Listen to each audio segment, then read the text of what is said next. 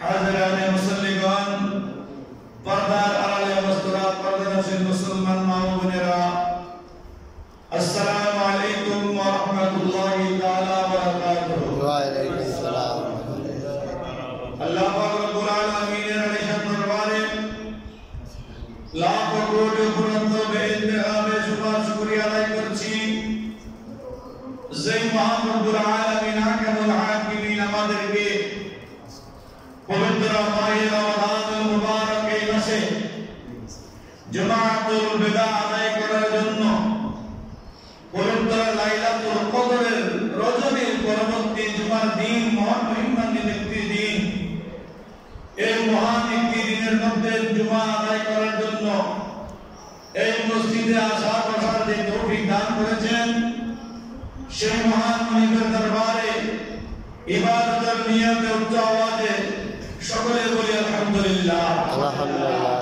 অসংখ্য লক্ষ কোটি সালাম হুজুরে কায়নাত সারওয়ার আলম নূরে মুজাসসাম নবী মুহাম্মদুর রাসূলুল্লাহ সাল্লাল্লাহু আলাইহি ওয়াসাল্লাম নূরানী দরবারে যে হাবিব সাল্লাল্লাহু তাআলা আলাইহি ওয়াসাল্লামের ওসিলায় আল্লাহ আমাদেরকে রমজানুল মুবারকের মধ্যে একটি মুবারক মাস দান করেছেন। আবারও বলি আলহামদুলিল্লাহ। আলহামদুলিল্লাহ। সম্মানিত হাজিরিন, রমজান মাস আজকে 27 রমজান, লাইলাতুল কদরের রজনী আমাদের থেকে কি করেছেন? বিদায় গ্রহণ করেছেন। 27 রমজান 28 তারাবি আদায় করার জন্য আমরা প্রস্তুতি নিচ্ছি। আজকে হচ্ছে জুমাতুল বিদা, অর্থাৎ আখেরি জুমা।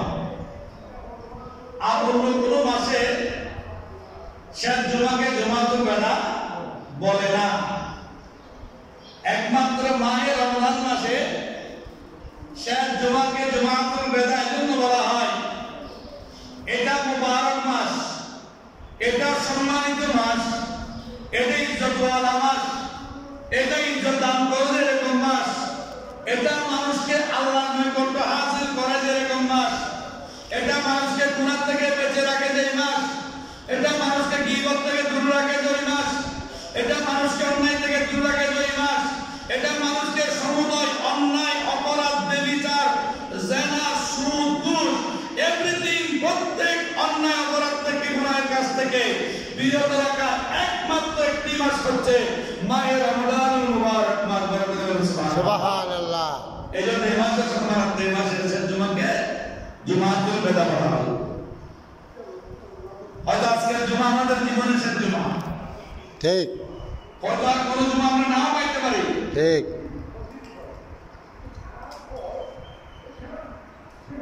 গত 15 মাসখানেক পূর্বে, মাসখানেক হবে না, 20-22 দিন পূর্বে তিনজন, আমরা 4 জন ছিলাম। এখন আলাদা বান্ধব থেকে প্রশ্ন করতেছিল, একটা কোরআন শরীফের আয়াতের ব্যাখ্যা চেয়েছে, দুজন বলা হয়। প্রশ্ন করেছিলেন যে ওয়ালাউ আন্নাহুম ইন যালামু আনফুসাহুম জাউকা ফাস্তাগফিরুল্লাহ ওয়াস্তাগফারা লাহুমুর রাসূল লাওয়াজাদুল্লাহ তাওয়াবার রহিম। সাল্লাল্লাহু আলাইহি ওয়া সাল্লাম রাসূলুন নবীল কারীম। আল্লাহর কোরআনের পাক আয়াত।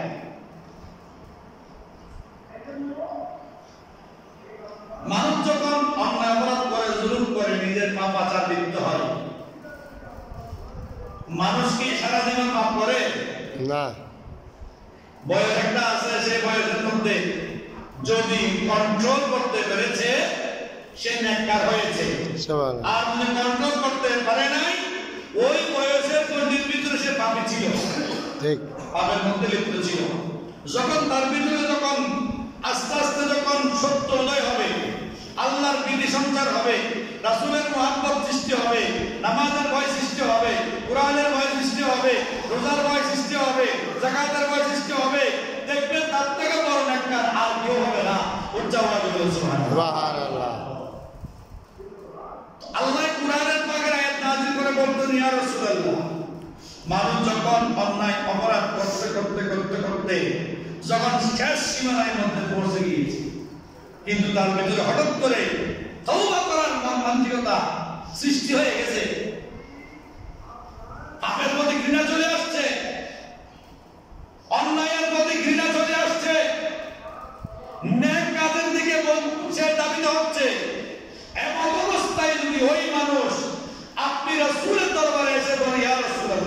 সুবহানাল্লাহ। অনেক অপরাধ করে অন্যায় করেছি, বাকি জীবনে আর অন্যায় করবো না, অপরাধ করবো না। আমার পক্ষ হইতে আপনি একটু মওলার দরবারে ক্ষমা প্রার্থী হয়ে যান, আমার জন্য একটু আপনি সুপারিশ করুন। আল্লাহ বলছেন, রাসূল আপনি যদি ওই উম্মতের পক্ষ হয়ে আমি মওলার দরবারে একবার হাত তুলে দেন, সুপারিশ করেন, আমি দেরি করবো না, উম্মতের গুলো মাফ করে দেব। সুবহানাল্লাহ। ক্ষমা কবুল করে দেব। তখন জিজ্ঞেস করছে, হুজুর এই আয়াতটা কখন প্রযোজ্য ছিল? বলছেন তখন রাসূল সাল্লাল্লাহু আলাইহি ওয়াসাল্লাম জমিনে বেঁচে ছিলেন, তখন আয়াতটা কি ছিল? প্রযোজ্য ছিল। তো পরবর্তী সাহাবায়ে কেরামরা আছেন, তাবিঈনরা আছেন, আউলিয়া কেরামরা আছেন, নো, উত্তর জবাব তো নয়। এই আয়াতের একমাত্র যিনি এই আয়াতের যাকে ব্যাখ্যা করে, যাকে এই আয়াতের পক্ষে পাওয়া গেছে, উনি হচ্ছেন আমার নবী। সুবহানাল্লাহ। আমার নবী কি বেঁচে আছেন না মরে গেছে?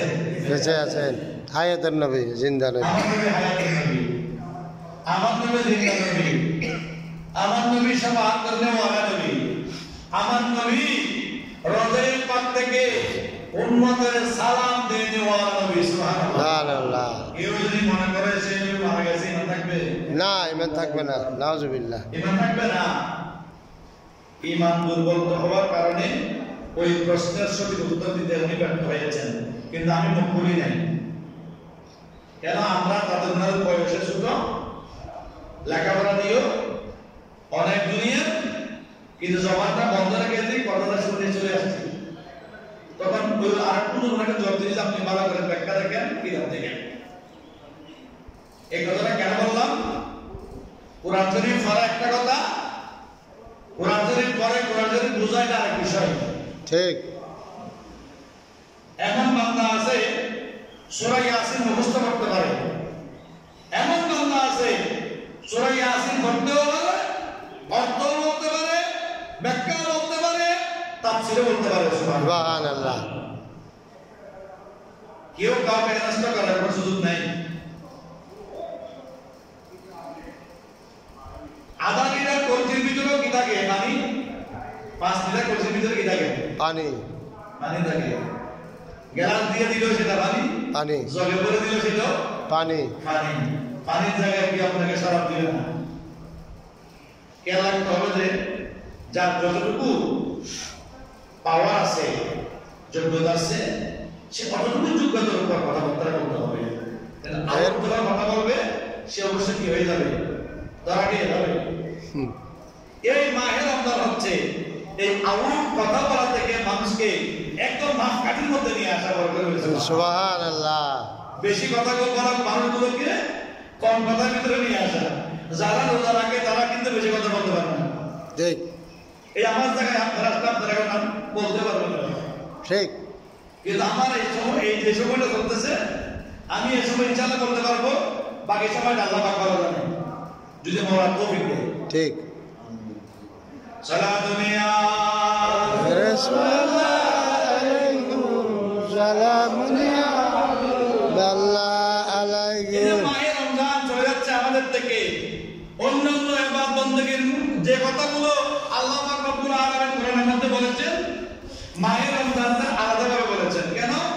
এই মাহে রমজানটা বরকত মাস, এজন্য রমজান মাসে যারা রোজা রেখেছে ওনাদের জন্য আল্লাহ কি রেখেছেন? পুরস্কার রেখেছেন।